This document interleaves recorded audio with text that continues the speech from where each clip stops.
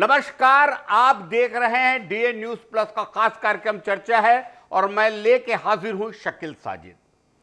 शादी का वादा, भरोसा और फिर आरोप, इन्हीं सवालों के बीच सुप्रीम कोर्ट ने आज एक बेहद महत्वपूर्ण टिप्पणी की है। अदालत ने कहा है कि शादी से पहले किसी अजनबी पे पूरी तरह भरोसा करने से पहले सावधानी बरतना जरूरी है। यह टिप्पणी उस मामले की सुनवाई के दौरान हुई जिसमें एक युवक पर विवाह का झूठा वादा कर शारीरिक संबंध बनाने का आरोप। मामले की सुनवाई जस्टिस बीवी नागरत्ना और जस्टिस उज्जवल भुइयां की पीठ कर रही थी। पीड़िता का आरोप है कि वर्ष 2022 में उसकी मुलाकात आरोपी से मैट्रिमोनियल वेबसाइट के जरिए हुई। युवक ने शादी का भरोसा दिलाया, जिसके बाद दोनों के बीच संबंध बने। दिल्ली और दुबई में कई बार शारीरिक संबंध स्थापित किए गए। महिला ने यह भी आरोप लगाया कि दुबई में उसके निजी वीडियो रिकॉर्ड किए गए और बाद में उन्हें वायरल करने की धमकी दी गई। महिला को बाद में जानकारी मिली कि आरोपी पहले से विवाहित था और जनवरी 2024 में उसने पंजाब में एक और शादी कर ली। मामला दर्ज कराया गया। निचली अदालत और हाई कोर्ट ने आरोपी की जमानत याचिका खारिज कर दी। सुनवाई के दौरान सुप्रीम कोर्ट ने कहा कि यदि संबंध सहमति से बने हों तो हर मामले को स्वतः दुष्कर्म की श्रेणी में नहीं रखा जाए। अदालत ने यह भी टिप्पणी की कि यदि महिला विवाह को लेकर गंभीर थी तो उसे विदेश यात्रा जैसे कदम उठाने से पहले अधिक सतर्क होना चाहिए। साथ ही कोर्ट ने दोनों पक्षों को आपसी समझौते की संभावना तलाशने का सुझाव दिया। आरोपी की जमानत अर्जी पर आगे की सुनवाई जारी है। यह मामला विवाह के वादे और सहमति से बने संबंधों की कानूनी व्याख्या पर नई बहस खड़ी कर रहा है और इसी मुद्दे पर हमसे बात करने के लिए हमारे साथ हाजिर हैं प्रोफेसर कीर्ति श्रीवास। हेलो। नमस्कार। हेलो कीर्ति मैम, मेरी आवाज आप तक आ रही है? हेलो। हाँ सर, आ रही है सर आवाज। मैडम, आज ही सुप्रीम कोर्ट ने एक मामले पर टिप्पणी करते हुए कहा है कि अगर जब भी किसी बात हो विवाह के पहले के संबंधों के, आपसी संबंधों के, तो आपको इस पर किसी भी स्थिति में किसी भी अजनबी पर भरोसा करने से बचना चाहिए और विवाह के पहले भले आप हमें पुराने ख्यालात के माने, लेकिन विवाह के पहले इस तरह के संबंध सही नहीं है। आपका क्या कहना है कीर्ति मैम? सर, मेरा भी कहना यही है कि सुप्रीम कोर्ट की जो टिप्पणी है वो बिल्कुल उचित है, बिल्कुल सही है और मैं इसे सही मानती हूँ, क्योंकि मूल रूप से हम मानवीय संवेदनाओं और भावनाओं से जुड़े हुए होते हैं और यदि एक बार आप इस तरीके की चीजों में फिजिकल हो जाते हैं या आपके शारीरिक संबंध बन जाते हैं तो सामाजिक दृष्टिकोण से भी देखें चाहे मानसिक दृष्टिकोण से देखें, पूरा भार स्त्री पर ही आता है। उसका ही दोहन होता है, उसका ही शोषण होता है। समाज में भी उसी पर ही प्रश्नवाचक चिन्ह लगते हैं और मानसिक रूप से भी जो टूटने का कगार होता है वो उसी के ऊपर ज्यादा बर्डन आता है। तो as a female, as a स्त्री, मैं यही मानती हूँ कि स्त्रियों को थोड़ा इन सब विषयों पर सजग रहना चाहिए, थोड़ा सतर्क रहना चाहिए कि आप किसी से भी विवाहोत्तर पहले संबंध ना बनाए। अगर वो व्यक्ति सही होगा तो वो खुद ही आपको इन सब चीजों के लिए फोर्स नहीं करेगा। अगर वो आपसे भावनात्मक रूप से जुड़ा है तो वो आपकी रिस्पेक्ट करेगा, आपकी वैल्यू रखेगा और आपका समर्थन करेगा। कभी भी आपको फोर्सफुली या कभी भी आपको इमोशनली वो डीच करके आपसे इस तरीके के संबंध बनाने के लिए आपको प्रोत्साहित नहीं करेगा। और चूंकि फीमेल जो स्त्री होती है वो बहुत संवेदनशील होती है, इमोशनली होती है, तो कई बार वो बहकावे में आ जाती हैं और जल्दी भरोसा कर बैठती हैं और भरोसा करके वो अपना कहना चाहिए कि शारीरिक संबंध बना लेती है। पर बाद में जो एक बात आप महिला और बहुत बेहतर जानती होंगे, एक दौर ऐसा था जब ऐसा माना जाता था कि शादी के पहले इस तरह के संबंधों को बिल्कुल समाज इजाजत नहीं देता था। आज के दौर में भी अगर आपने किसी को शरीर सौंप दिया तो उस व्यक्ति, चाहे वो आपका कितना भी खास व्यक्ति हो, उसके दिल में एक खटक तो आ ही जाती है। क्या बोलना है आपका? सर, लोगों को ये सोचना होगा कि ये सतयुग या द्वापर युग या त्रेता युग नहीं है, ये कलयुग है और यहाँ पे सबसे कीमती चीज है भरोसा करना। भूल कर भी आप कलयुग में किसी भी इंसान पर इतना भरोसा ना करें कि आप अपने जीवन का सर्वस्व उस पर निछावर कर दे।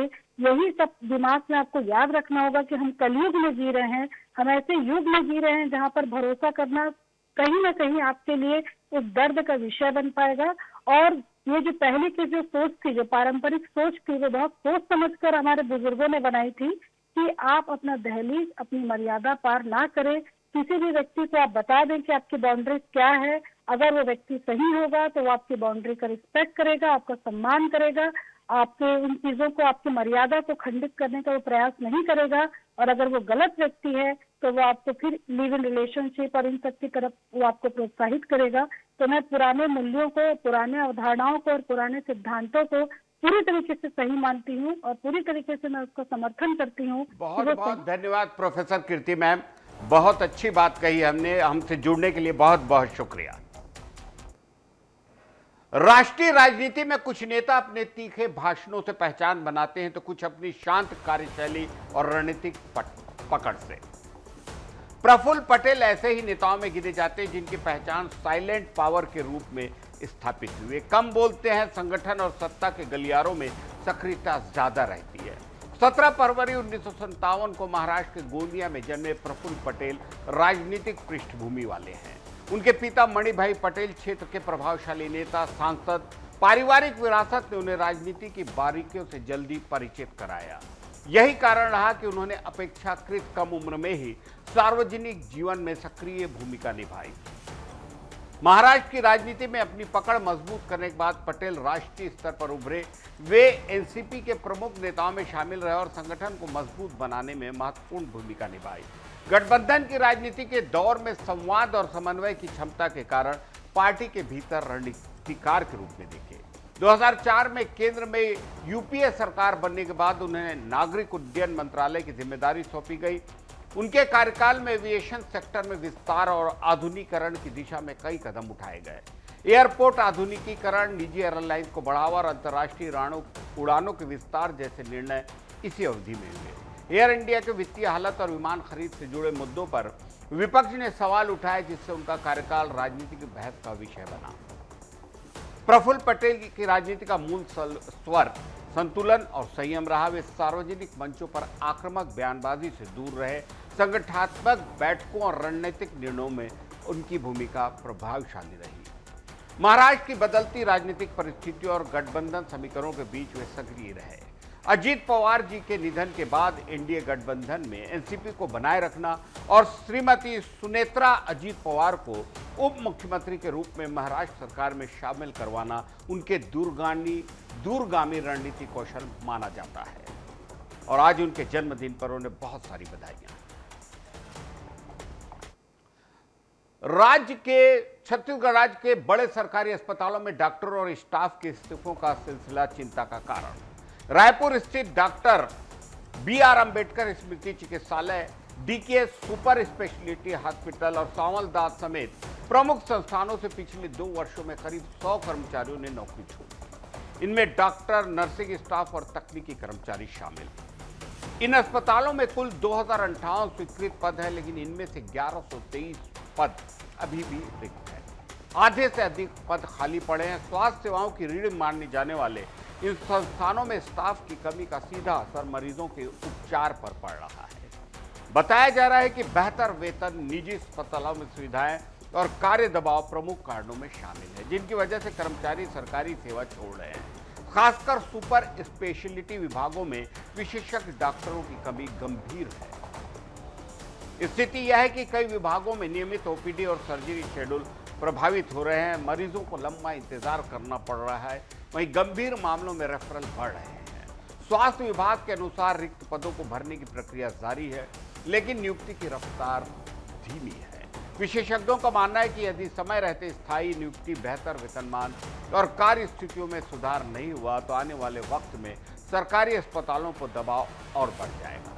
राजधानी के प्रमुख अस्पतालों की ये स्थिति चेतावनी मानी जा रही है। अब निगाहें सरकार की रणनीति और भर्ती प्रक्रिया पर टिकी है, ताकि गरीब मरीजों को, जरूरतमंद मरीजों को बेहतर और समय पे उपचार मिल सके।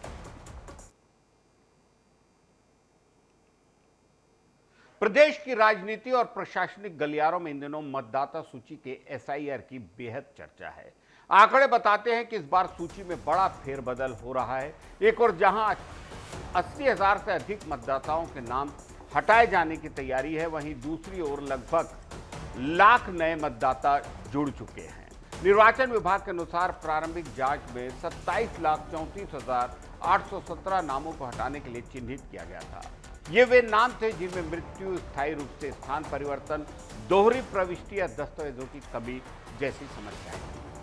जांच पड़ताल और दावे आपत्तियों की सुनवाई के बाद अब यह संख्या घटकर करीब 80,000 रह गई है। इसी दौरान नए मतदाताओं को जोड़ने के लिए व्यापक अभियान है। प्रदेश भर में 2.85 लाख से अधिक आवेदन प्राप्त हुए हैं, जिनमें बड़ी संख्या नौजवानों की है। पहली बार वोट देने वाले मतदाताओं में खासा उत्साह है। राज्य में पहले कुल मतदाताओं की संख्या 2,12,30,737 थी। संशोधन प्रक्रिया के बाद ये आंकड़ा घट सकता है, लेकिन अंतिम स्थिति 21 फरवरी को सूची के प्रकाशन के बाद स्पष्ट होगी। निर्वाचन विभाग ने करीब 64 लाख मतदाताओं को नोटिस जारी किए, जिनके दस्तावेज अपूर्ण या जानकारी में भी संकेत किया थी। पूरी प्रक्रिया पारदर्शी ढंग से संपन्न की जा रही है ताकि आगामी चुनाव के लिए शुद्ध और अद्यतन मतदाता सूची तैयार हो सके। सभी की नजर 21 फरवरी पर टिकी है, जब अंतिम सूची जारी होगी और यह साफ हो पाएगा कि प्रदेश की चुनावी तस्वीर में कितने नए चेहरे जुड़ेंगे और कितने नाम इतिहास बन जाएंगे। लेकिन इसके बावजूद सभी का ये मानना है कि उन लोगों को जो इस मुल्क में रहते हैं, इस प्रदेश में रहते हैं, यहाँ के स्थायी बाशिंदे हैं, गरीब हैं, ऐसे लोग हैं जो ज़रूरतमंद हैं, उनको वोट डालने की प्रक्रिया से वंचित न किया जाए। बलरामपुर जिले में एक बेहद गंभीर मामला कुसमी और हसपुर क्षेत्र में रविवार रात मारपीट की घटना ने प्रशासनिक हलकों में हलचल मचा दी। सरकारी वहां से पहुंचे एसडीएम और उनके साथ मौजूद लोगों ने ग्रामीणों के साथ मारपीट की, जिसमें एक युवक की मौत हो गई जबकि 2 अन्य घायल हो गए। मामले में एसडीएम एक भाजपा नेता विक्की सिंह समेत 4 लोगों को गिरफ्तार किया गया है। प्रत्यक्षदर्शियों के मुताबिक रात करीब 8 बजे सरकारी गाड़ी से कुछ लोग गांव पहुंचे। जमीन विवाद और पुराने तनाव को लेकर कहासुनी शुरू हो गई, जो देखते ही देखते सब झड़प में बदल गई। आरोप है कि सड़क पर रोक कर एक युवक की बेरहमी से पिटाई हुई। गंभीर रूप से घायल युवक को अस्पताल ले जाया गया, जहां उपचार के दौरान उसकी मौत हो गई। घटना के बाद कुसमी और हंसपुर में भारी तनाव का माहौल। बड़ी संख्या में ग्रामीण और कांग्रेस जन सड़क पर उतर आए। आरोपियों पर सख्त कार्रवाई की मांग की गई। पुलिस ने प्रारंभिक जांच के बाद एसडीएम करुण डहरिया, एक भाजपा नेता अजय प्रताप सिंह, विक्की सिंह और 2 अन्य आरोपियों को हिरासत में लेकर गिरफ्तार कर लिया है। पोस्टमार्टम रिपोर्ट और प्रत्यक्षदर्शियों के बयान के आधार पर आगे की कार्रवाई हो रही है। इस बीच बड़ा सवाल कि अधिकारी रात में एसडीएम ग्रामीणों के बीच किस उद्देश्य से पहुंचे थे, उनके साथ कथित तौर पर बाहरी लोग क्यों। प्रशासन ने मामले की मजिस्ट्रियल जांच के आदेश दे दिए हैं। घटना ने प्रशासनिक जवाबदेही और कानून व्यवस्था पर गंभीर प्रश्न खड़े कर दिए हैं और ऐसा लग रहा है कि प्रदेश में कानून व्यवस्था नाम की कोई चीज नहीं है, और अगर है तो इस तरह के निरंकुश एसडीएम और उनके गुंडागर्दी करने वाले साथी उसकी धज्जियां उड़ा रहे हैं। तो इस सरकार में लोगों का हत्या का मामला आ रहा है और इससे शासन और प्रशासन की छवि में आँच आई है, उसमें दाग लगा है। इसमें निष्पक्ष जांच होना चाहिए और किसी को बचाने की कोशिश नहीं हो। आप देख रहे थे डीए न्यूज का कार्यक्रम चर्चा है। इजाजत दीजिए शकील साजिद को। नमस्कार।